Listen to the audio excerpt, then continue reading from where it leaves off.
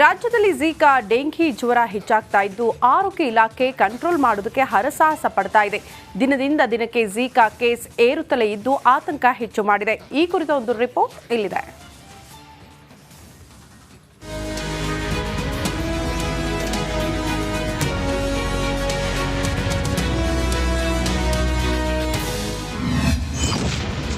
ದಿನೇ ದಿನೇ ಹೆಚ್ಚುತ್ತಿದೆ ಝೀಕಾ ಕೇಸ್, ಹೆಚ್ಚಿದ ಆತಂಕ.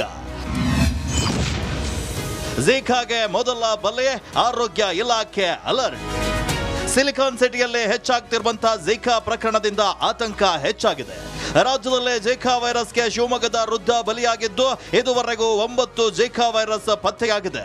ಬೆಂಗಳೂರಲ್ಲೇ ಅತಿ ಹೆಚ್ಚು ಪ್ರಕರಣ ದಾಖಲಾಗಿದ್ದು ಆರೋಗ್ಯ ಇಲಾಖೆಗೆ ಟೆನ್ಷನ್ ಶುರುವಾಗಿದೆ.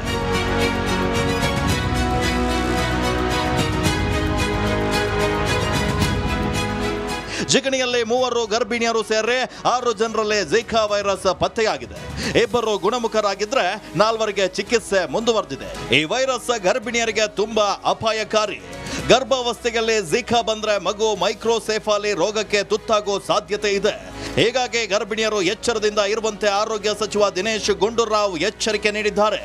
ತೊಂದರೆ ಎಲ್ಲಾಗುತ್ತೆ ಅಂತ ಹೇಳಿದ್ರೆ ಗರ್ಭಿಣಿಯವರಿಗೆ ಬಂದಾಗ ಮಕ್ಕಳಿಗೆ ಅದು ಝೀಕಾ ವೈರಸ್ಸು ಮುಟ್ಟುವಂಥದ್ದು ಆಗ್ತದೆ. ಆವಾಗ ಮೈಕ್ರೋಎನ್ಸೆಫಲಿ ಆ ಮಗುಗೆ ಆಗುವಂಥ ಚಾನ್ಸ್ ಇರ್ತದೆ, ಆ ಹುಟ್ಟುವಂಥ ಮಗು. ಅದು ಒಂದು ಮಾತ್ರ ರಿಸ್ಕ್ ಸ್ವಲ್ಪ ಝೀಕಾಲಿ ಇರುವಂಥದ್ದು.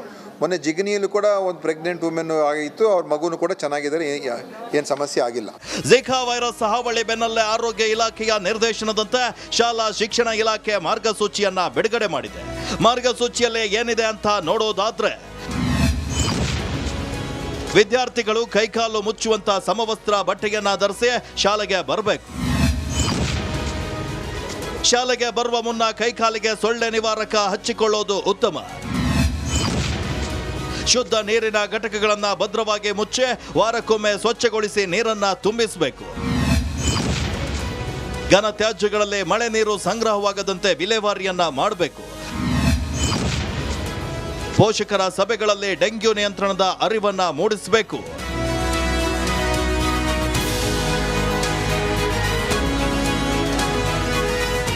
ದಿನೇ ದಿನೇ ಝೀಕಾ ಆತಂಕ ಹೆಚ್ಚಾಗ್ತಾ ಇದೆ.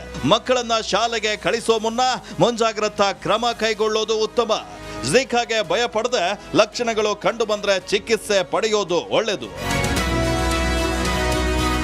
ಸವಿತಾ ರಾಮಚಂದ್ರ ಜೊತೆ ವೀರೇಶ್ ಹಿರೇಮಠ, ರಿಪಬ್ಲಿಕ್ ಕನ್ನಡ, ಬೆಂಗಳೂರು.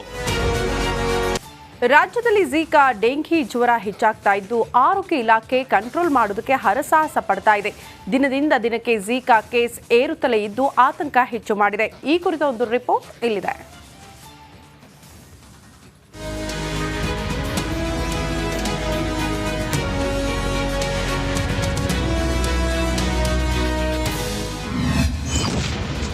ದಿನೇ ದಿನೇ ಹೆಚ್ಚುತ್ತಿದೆ ಝೀಕಾ ಕೇಸ್, ಹೆಚ್ಚಿದ ಆತಂಕ. ಝೀಕಾಗೆ ಮೊದಲ ಬಲೆ, ಆರೋಗ್ಯ ಇಲಾಖೆ ಅಲರ್ಟ್. ಸಿಲಿಕಾನ್ ಸಿಟಿಯಲ್ಲಿ ಹೆಚ್ಚಾಗ್ತಿರುವಂತಹ ಝೀಕಾ ಪ್ರಕರಣದಿಂದ ಆತಂಕ ಹೆಚ್ಚಾಗಿದೆ. ರಾಜ್ಯದಲ್ಲೇ ಝೀಕಾ ವೈರಸ್ಗೆ ಶಿವಮೊಗ್ಗದ ವೃದ್ಧ ಬಲಿಯಾಗಿದ್ದು ಇದುವರೆಗೂ 9 ಝೀಕಾ ವೈರಸ್ ಪತ್ತೆಯಾಗಿದೆ. ಬೆಂಗಳೂರಲ್ಲೇ ಅತಿ ಹೆಚ್ಚು ಪ್ರಕರಣ ದಾಖಲಾಗಿದ್ದು ಆರೋಗ್ಯ ಇಲಾಖೆಗೆ ಟೆನ್ಷನ್ ಶುರುವಾಗಿದೆ.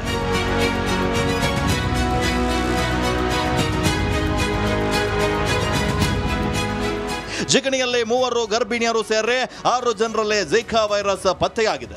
2 ಗುಣಮುಖರಾಗಿದ್ರೆ 4ರಿಗೆ ಚಿಕಿತ್ಸೆ ಮುಂದುವರೆದಿದೆ. ಈ ವೈರಸ್ ಗರ್ಭಿಣಿಯರಿಗೆ ತುಂಬಾ ಅಪಾಯಕಾರಿ. ಗರ್ಭಾವಸ್ಥೆಯಲ್ಲಿ ಝೀಕಾ ಬಂದ್ರೆ ಮಗು ಮೈಕ್ರೋಸೆಫಾಲಿ ರೋಗಕ್ಕೆ ತುತ್ತಾಗೋ ಸಾಧ್ಯತೆ ಇದೆ. ಹೀಗಾಗಿ ಗರ್ಭಿಣಿಯರು ಎಚ್ಚರದಿಂದ ಇರುವಂತೆ ಆರೋಗ್ಯ ಸಚಿವ ದಿನೇಶ್ ಗುಂಡೂರಾವ್ ಎಚ್ಚರಿಕೆ ನೀಡಿದ್ದಾರೆ. ತೊಂದರೆ ಎಲ್ಲಾಗುತ್ತೆ ಅಂತ ಹೇಳಿದ್ರೆ ಗರ್ಭಿಣಿಯವರಿಗೆ ಬಂದಾಗ ಮಕ್ಕಳಿಗೆ ಅದು ಝೀಕಾ ವೈರಸ್ಸು ಮುಟ್ಟುವಂಥದ್ದು ಆಗ್ತದೆ. ಆವಾಗ ಮೈಕ್ರೋಎನ್ಸೆಫಲಿ ಆ ಮಗುಗೆ ಆಗುವಂಥ ಚಾನ್ಸ್ ಇರ್ತದೆ, ಆ ಹುಟ್ಟುವಂಥ ಮಗು. ಅದು ಒಂದು ಮಾತ್ರ ರಿಸ್ಕ್ ಸ್ವಲ್ಪ ಝೀಕಾಲಿ ಇರುವಂಥದ್ದು. ಮೊನ್ನೆ ಜಿಗಣಿಯಲ್ಲೂ ಕೂಡ ಒಂದು ಪ್ರೆಗ್ನೆಂಟ್ ವುಮೆನ್ ಆಗಿತ್ತು, ಅವ್ರ ಮಗುನು ಕೂಡ ಚೆನ್ನಾಗಿದ್ದಾರೆ, ಏನು ಸಮಸ್ಯೆ ಆಗಿಲ್ಲ. ಝೀಕಾ ವೈರಸ್ ಹಾವಳಿ ಬೆನ್ನಲ್ಲೇ ಆರೋಗ್ಯ ಇಲಾಖೆಯ ನಿರ್ದೇಶನದಂತೆ ಶಾಲಾ ಶಿಕ್ಷಣ ಇಲಾಖೆ ಮಾರ್ಗಸೂಚಿಯನ್ನ ಬಿಡುಗಡೆ ಮಾಡಿದೆ. ಮಾರ್ಗಸೂಚಿಯಲ್ಲಿ ಏನಿದೆ ಅಂತ ನೋಡೋದಾದ್ರೆ, ವಿದ್ಯಾರ್ಥಿಗಳು ಕೈಕಾಲು ಮುಚ್ಚುವಂತ ಸಮವಸ್ತ್ರ ಬಟ್ಟೆಯನ್ನ ಧರಿಸಿ ಶಾಲೆಗೆ ಬರಬೇಕು. ಶಾಲೆಗೆ ಬರುವ ಮುನ್ನ ಕೈಕಾಲಿಗೆ ಸೊಳ್ಳೆ ನಿವಾರಕ ಹಚ್ಚಿಕೊಳ್ಳೋದು ಉತ್ತಮ. ಶುದ್ಧ ನೀರಿನ ಘಟಕಗಳನ್ನು ಭದ್ರವಾಗಿ ಮುಚ್ಚಿ ವಾರಕ್ಕೊಮ್ಮೆ ಸ್ವಚ್ಛಗೊಳಿಸಿ ನೀರನ್ನ ತುಂಬಿಸಬೇಕು. ಘನ ತ್ಯಾಜ್ಯಗಳಲ್ಲಿ ಮಳೆ ನೀರು ಸಂಗ್ರಹವಾಗದಂತೆ ವಿಲೇವಾರಿಯನ್ನ ಮಾಡಬೇಕು. ಪೋಷಕರ ಸಭೆಗಳಲ್ಲಿ ಡೆಂಗ್ಯೂ ನಿಯಂತ್ರಣದ ಅರಿವನ್ನ ಮೂಡಿಸಬೇಕು.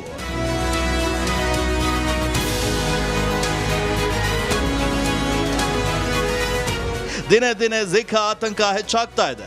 ಮಕ್ಕಳನ್ನ ಶಾಲೆಗೆ ಕಳಿಸೋ ಮುನ್ನ ಮುಂಜಾಗ್ರತಾ ಕ್ರಮ ಕೈಗೊಳ್ಳೋದು ಉತ್ತಮ. ಝಿಕಾಗೆ ಭಯ ಪಡದೆ ಲಕ್ಷಣಗಳು ಕಂಡು ಬಂದ್ರೆ ಚಿಕಿತ್ಸೆ ಪಡೆಯೋದು ಒಳ್ಳೆಯದು. ಸವಿತಾ ರಾಮಚಂದ್ರ ಜೊತೆ ವೀರೇಶ್ ಹಿರೇಮಠ, ರಿಪಬ್ಲಿಕ್ ಕನ್ನಡ, ಬೆಂಗಳೂರು. ರಾಜ್ಯದಲ್ಲಿ ಝಿಕಾ ಡೆಂಘಿ ಜ್ವರ ಹೆಚ್ಚಾಗ್ತಾ ಇದ್ದು ಆರೋಗ್ಯ ಇಲಾಖೆ ಕಂಟ್ರೋಲ್ ಮಾಡೋದಕ್ಕೆ ಹರಸಾಹಸ ಪಡ್ತಾ ಇದೆ.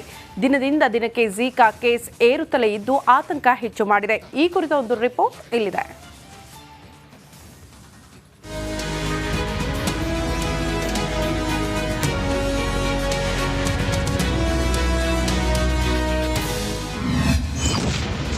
ದಿನೇ ದಿನೇ ಹೆಚ್ಚುತ್ತಿದೆ ಝಿಕಾ ಕೇಸ್, ಹೆಚ್ಚಿದ ಆತಂಕ.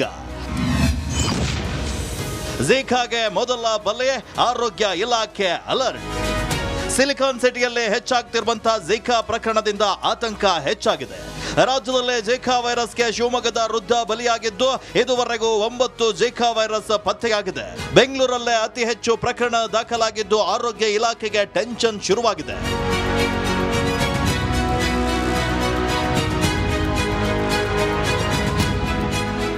ಜಿಗಣಿಯಲ್ಲಿ 3 ಗರ್ಭಿಣಿಯರು ಸೇರಿ 6 ಜನರಲ್ಲಿ ಝಿಕಾ ವೈರಸ್ ಪತ್ತೆಯಾಗಿದೆ.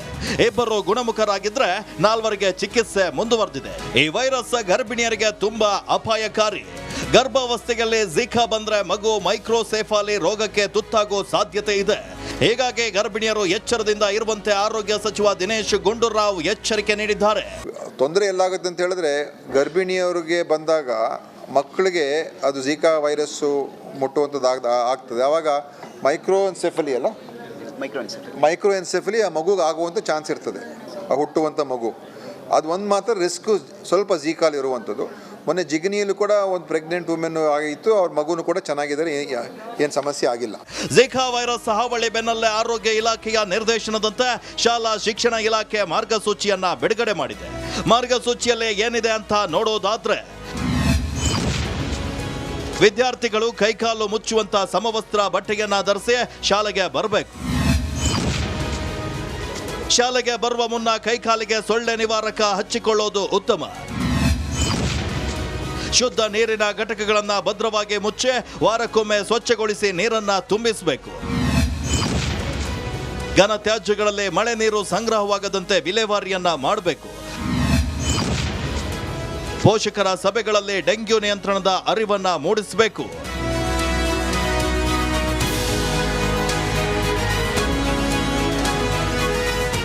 ದಿನೇ ದಿನೇ ಝಿಕಾ ಆತಂಕ ಹೆಚ್ಚಾಗ್ತಾ ಇದೆ. ಮಕ್ಕಳನ್ನ ಶಾಲೆಗೆ ಕಳಿಸೋ ಮುನ್ನ ಮುಂಜಾಗ್ರತಾ ಕ್ರಮ ಕೈಗೊಳ್ಳೋದು ಉತ್ತಮ. ಝಿಕಾಗೆ ಭಯ ಪಡದೆ ಲಕ್ಷಣಗಳು ಕಂಡು ಬಂದ್ರೆ ಚಿಕಿತ್ಸೆ ಪಡೆಯೋದು ಒಳ್ಳೆಯದು. ಸವಿತಾ ರಾಮಚಂದ್ರ ಜೊತೆ ವೀರೇಶ್ ಹಿರೇಮಠ, ರಿಪಬ್ಲಿಕ್ ಕನ್ನಡ, ಬೆಂಗಳೂರು.